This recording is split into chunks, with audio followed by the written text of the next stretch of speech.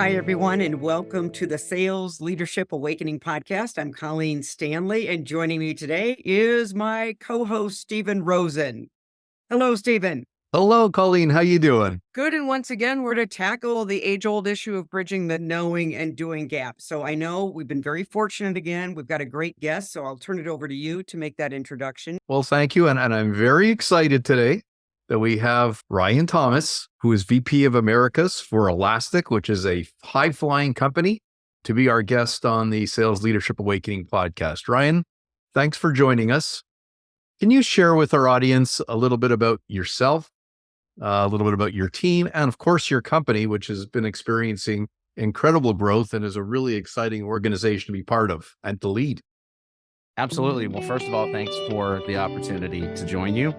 Starting with a little bit about myself, I have a 29-year career in sales and all in technology sales. I have spent the last 22 years leading sales teams across a number of different companies like Citrix, Red Hat, many great technology companies, EMC, and I've recently joined Elastic. Well, I say recently, about 2.5 years ago. Today, I run the Americas for Elastic, and that consists of our teams in the US, Canada, and Latin America. We've got roughly 400 people in our go-to-market team, inclusive of our sales reps, our solutions architects, and various other roles within the go-to-market. Pretty big team to lead. Ryan, we'll direct the question to what we call our signature question.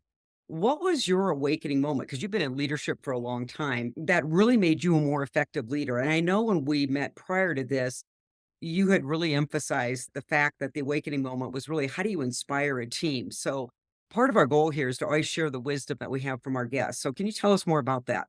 Sure. I would say it's a great question. Early in my career, as a leader, I tended to focus quite a bit on what's the strategy? How do we attack the market? What are the things we need to do? I realized very quickly, even the best laid strategy won't succeed if you don't have a team of motivated people who have clarity around what the vision is.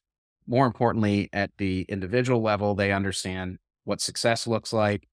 And I think ultimately they're excited about where you're going. I learned that through a lot of trial and error, right? You can create these great strategies and sit back and say, why are we not executing? And it really does boil down to people. Ryan, it's interesting because there's a couple things you mentioned here. I always want to do the yawn thing, and I think you're a little bit the same way. We all know we're supposed to be doing vision and strategy, but I think the important thing that you've accomplished is you were able to somehow have your people link their actions, their outcomes with the vision. Is there something you do specifically there, or is it just teaching and preaching it? Well, I wish I could say we were already there, but I think we're making a lot of progress. To me, I'll step back a second and just say, I think we use the term accountability in very broad usage across business. I think really understanding what that means for your team. Number one, that they're clear about what they're accountable to. And number two, are they excited about that? Is that something that really keeps them in the game? And is there a why within that for each of your employees? So I think it's important to find the why, get people rallied around the why. And then the other side of that coin is making sure they're clear on what success looks like. I think that has to be something that's clear from the top to the bottom of the organization. Your leaders need to understand what success looks like, and that needs to be tied very closely with the key priorities of the company. We need to make sure those priorities are carried down in a way that every employee in the business can connect with them. Whatever their job is, how that job and that role connects with the outcomes that we're trying to drive is very important. The more work you do to just drive that clarity down to every single employee in the organization, the faster you accelerate growth and the fewer surprises you have along the way. I think that's something we're working on. I wouldn't say we're there, but I think we've spent a lot of time over the last 9 months really making sure people understand where we're going. We've really focused on why it's important to them. Going in front of a team and saying, well, we need to go to $1 billion. It's just being clear on how you crystallize that message for each role. With my direct reports, that comes across as a mission to create shareholder value. We're a publicly traded company, and we've got to focus on driving a business that creates shareholder value. When you talk about that with your account executives, for example, it's not about, well, we need you to do this because it creates shareholder value. We want this for you because it creates generational wealth, creates career opportunities for you, and it makes the environment more fun. When we're succeeding, everybody has more fun, right? So I think it's just being very clear about who you're communicating to and what's going to motivate that specific group of employees is really important. I had a coach when I first started as a sales manager, and she'd always talk about the whiffums. What's in it for me or what's in it for them? And she drilled that into my head all the time. What's the whiffum here? So that's precisely what you're talking about. I did a little research on Elastic, which I've been aware of for the last couple of years. You've had in 2022, like over 24% growth, 18% growth the last year. But it's challenging in your role because you don't directly lead the sales team. You have first and second line managers reporting into you. I guess if you can help other folks who are in that situation, my question is, what soft skills and what hard skills have you found to be most effective to help your sales managers create that highly motivated team? I know some of it exudes from you, but they've got to do the work too, right? How are you helping them do it? What skills are critical? Well, I'll start with the first line because the first line leaders are the most important leaders in the company. Frankly, I think they have the hardest job in the company. They're being put right in the center of your go-to-market strategy and sales. And they have a lot of pressure coming at them from leadership, hitting numbers, and they have pressure to make sure they've got a team that's motivated and connected and is on board with driving the business. It is a challenging role. What I look for in terms of soft skills with our first line leaders is some basic things. Do they exhibit empathy, right? Do they understand that sales is tough? There's a lot of rejection. There's a lot of challenges that you have to overcome, and it takes a toll on a human. So having the right degree of empathy with your team. The other side of that coin is knowing when you start to care about an employee's success more than they care about their success, knowing that it's time to move on and allow that employee to go flourish somewhere else and making the hard decision. What I find to be the hardest thing with the first line leaders is really helping them understand that the decisions they're making on a day-to-day basis with their team and the coaching that they give their team around where they're spending time, what activities they are burning their calories on are going to have an incredibly high impact on how well we either achieve or exceed our target. It's tough to find RVPs, which is our first line, that have that business acumen that they can say, I'm spending dollars on this role, but I'm not really getting the return that I want for that expense. Maybe if I move that here, I'm going to get a better expense. I'm covering these accounts. Maybe I'm not getting the return from those accounts. So maybe I should move that coverage or that expense to coverage on accounts that are going to have a higher yield in our business. It's really hard to teach that at the RVP level. I always think about it as RVPs really have to keep the plane in flight while they're changing the engine sometimes. And those two things can be really challenging.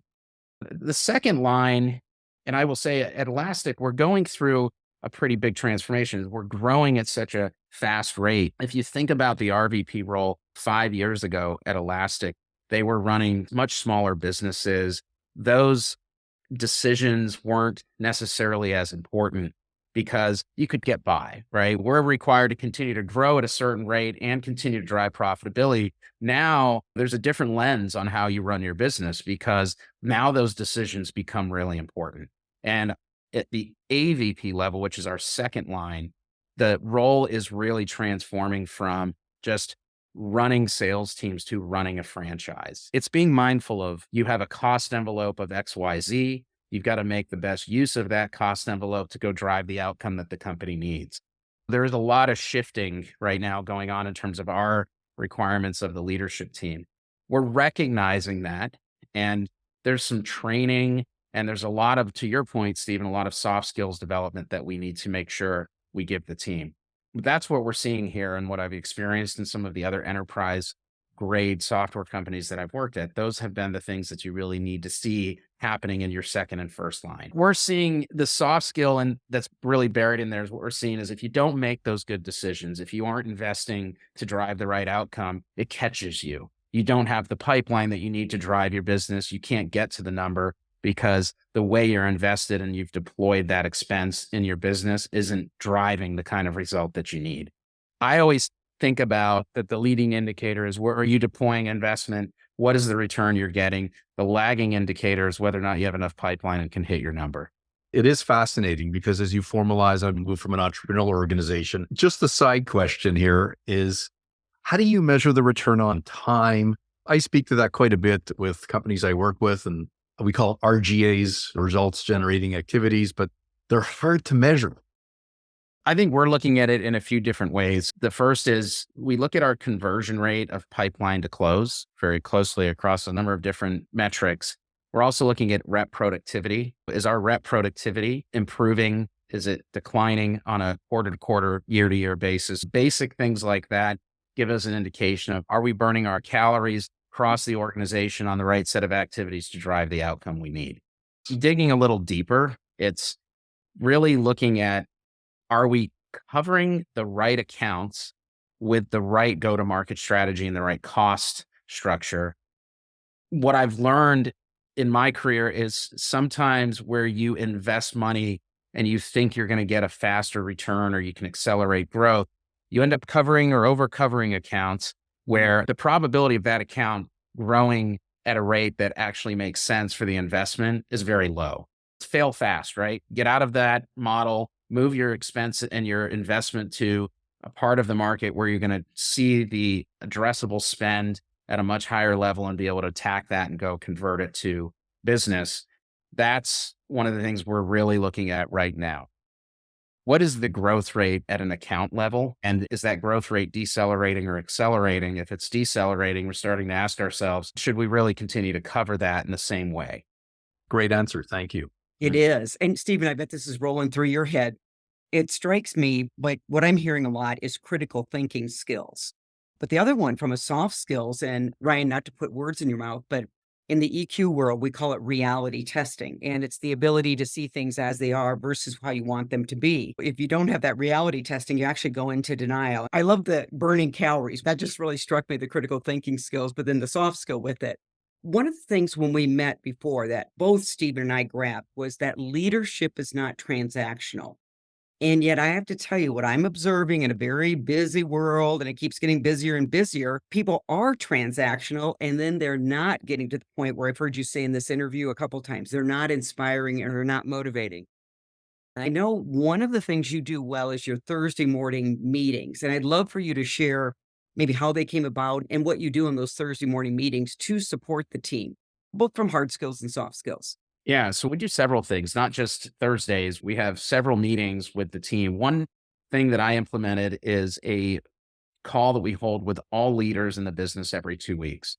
And we don't always hit hard topics in those things. What are the things that we can do as a leadership team to go drive the business forward? Sometimes we take a topic that might be top of mind for the business, right? We've got a market opportunity. We hit it on that call, but we talk about the why. We really try to always boil it down to why this matters. Generally speaking, on Thursday, those conversations are about how do we more effectively lead our team through what I think is a transformation that we're going through as a company and a transformation that we're going through as a geography within the company. The big thing we're focused on right now is not losing alone.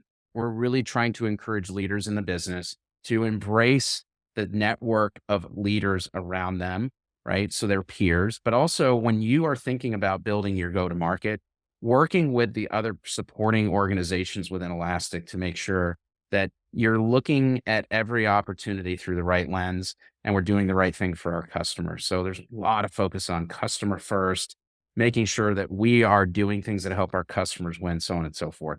That's a lot of the focus on the Thursday call. Repeat that again. You're not alone. We don't want you to lose alone, right? We want you to embrace the power of the team. Our technology and our go-to-market is complex, right? We're a cloud solution and we're working with customers to build and create incredibly valuable solutions that help them drive their business forward through our platform. We compete in 3 different areas. In search, we're the preeminent provider of search In observability, we're focused on helping our customers with logging, with metrics, with APM, and in security.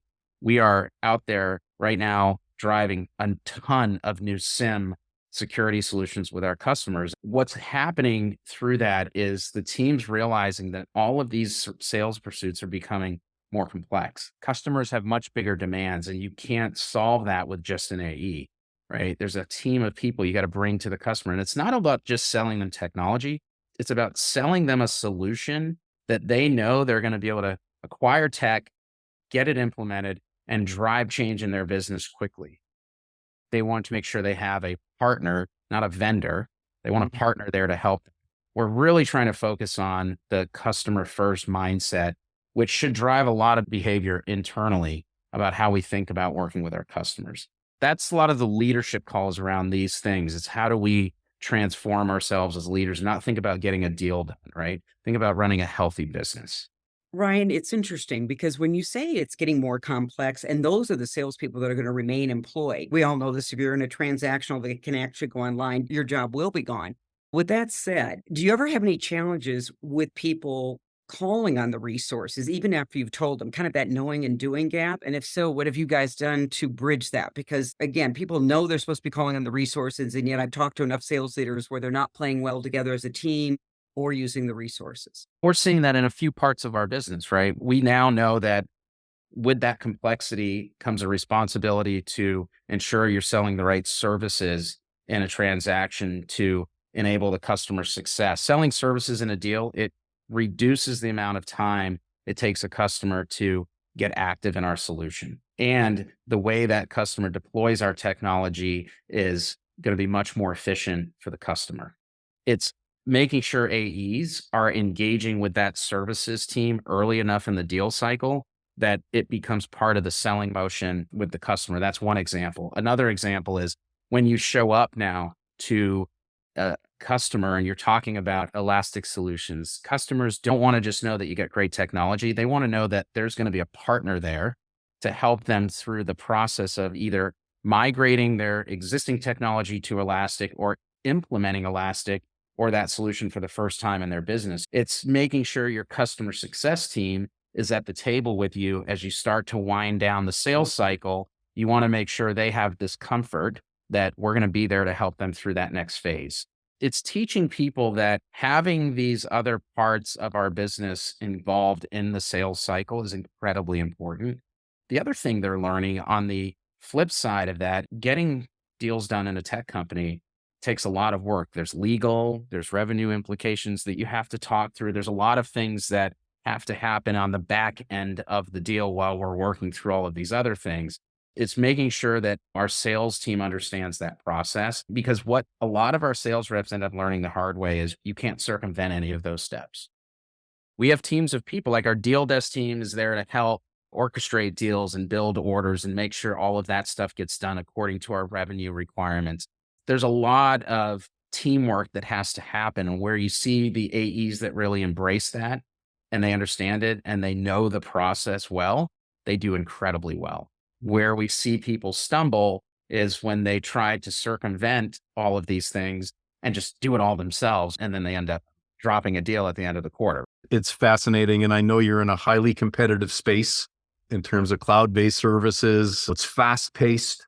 And you talked about one concept before, and also you mentioned it today, and I don't want to let it go because I think the term is very insightful. And you talked about failing fast, because sometimes we always perpetuate bad decisions over and over again. Can you share with other sales leaders what you mean by failing fast? Yes, I think I would classify that as just leadership maturity, right? You make decisions. We make a lot of decisions. Think about how many decisions we all make in a day. We are going to fail. We're going to take all the data we have and we're going to make the best possible decision with that data. And sometimes we're going to get that wrong. That can be related to an individual on the team. It could be related to a strategy decision that you made. It could be related to, hey, we thought this partner was going to be great for us and it was going to help us fill a gap, and it's not. We've made all this investment. You've got to just decide that it's not working and move on. Let's be honest about the things that aren't working, because it's okay. I try to make sure that my leaders know making mistakes is part of our job, and living in that uncomfortable space is where we grow. When we're just comfortable all the time, we're not really growing. It might feel good, but when you make a mistake, you learn it and you grow. And together as a leadership team, we have to realize it's okay. Even though we made the decision and we felt good about it when we made it. Look, markets change, customers' needs change, all kinds of things are changing and they're changing like really fast. If we made a wrong turn, let's just admit it. Let's turn around, go another direction. And having that mentality, I think, is what is driving our ability to grow as fast as we are because no one's afraid to come to the table. Like I always say to my leaders, my philosophy on leadership is I want to give you all the tools and all the support and be an empathetic leader. But at some point, if you can't get the job done, then I'm going to make a change. I think it's people understanding that this is a safe environment encourages that fail fast mindset. I think in a lot of organizations, even some I've worked in, you don't want to fail because it's like, oh, I failed and the axe is coming. And you don't want that. And I don't want people to feel like they can't fail. We want them to know that it's okay to fail as long as we recover and we do the right thing. I think that's the important part because people are going to fail. I always think there's always going to be issues in businesses. It's how we respond to them. And I think the final component that puts that okay is it's not that you failed, it's that you didn't do anything after you failed to right the ship or to go in a different direction. I have to say, I think I could go another 20 to 50 minutes just asking questions here because I'm learning a lot. So I hope our audience is learning as much or more than I am. Colleen, in terms of takeaways, what are your big takeaways that you want to share from Ryan that are off the charts? I wrote down, I hope I've got it right. You don't have to lose alone. I have to tell you, I think that is so important because, like it or not, sometimes when you get into the sales profession, you could have lone rangers. And it's one of the reasons they do well, right? They're self-motivated, self-directed, and then it becomes their Achilles heel, especially in this growing, complex sales environment. I really like that. The second one, leadership maturity. And boy, is that a big one. I think back in my 30s when I was in my first leadership role, and thank God I didn't have bosses that fired me because I was well intended, but bull in a china shop trying to push things through. I don't even know if I cared about your why. I'm a kind person, but my attachment to the goal was greater than sometimes bringing my empathy to that as well. I'm going to stop there because then I'm going to take all of yours, Steve. So those were two that I wrote down. For me, what's near and dear to my heart that Ryan shared, which is something I try to help sales leaders do because coaching on time, not on time, but on the time factors where you spend your time, because that's your one asset that is finite. You can always hire more reps. You can always hire more managers, but where we spend our time, because we all have the same amount of time, is critical of success and really coaching people on understanding that it's not chasing every deal. It's not continuing to beat your head against the wall and something that's not moving, but spending your time where you're going to get the biggest ROI. And I think that's a wonderful lesson to teach managers in terms of where they spend their time and also to teach our salespeople. And everybody can benefit from focusing on what's going to drive results, what's going to impact the customer, as opposed to all the things that we do that add little value to the business. That's my takeaway. That's something I'm very passionate about. Ryan, thank you for sharing your insights. I know you're in a complex business and there's no shortage of challenges, but it sounds like you've got most of them under wraps. So kudos to you. Well, thanks for having me. It was a lot of fun. Absolutely. And we're so fortunate because we just get very smart guests here. But what's always nice for us, somehow, Stephen, we're attracting smart and humble people. I appreciate you sharing that you're on a journey, you're not quite there. For anyone listening today, if you do like what you're hearing, please subscribe to our podcast. It really is our goal to help sales leaders where sometimes it can be a little lonely at the top.